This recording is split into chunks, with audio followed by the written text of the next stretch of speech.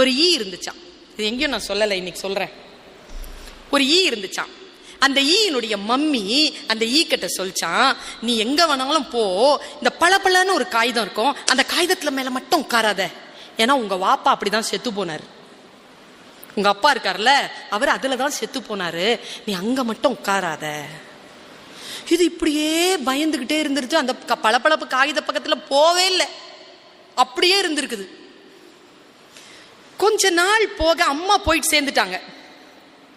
இதனுடைய ஃப்ரெண்ட்ஸ் இருக்காங்கல்ல, அவங்க எல்லாருமே அந்த பளபளப்பு காகிதத்துல போய் உட்காரதும், அப்படி ஜால்ரா காட்டி அப்படி சால்ஜாப்பு பண்ணி அப்படி வர்றதுமா பயங்கர சாகசம் பண்றாங்க. இந்த ஈ பாக்குது. நம்மளை மட்டும் எங்க அம்மா சொல்லிட்டு செத்து போயிருச்சு போவாதுன்னு. அவங்களுக்குலாம் அம்மா இல்லையா, அவங்க அம்மா எல்லாம் சொல்லலையா, அவங்க மட்டும் விளையாடுறாங்க, நான் மட்டும் அங்க போக கூடாது, எங்க அம்மா சொல்லிருச்சே.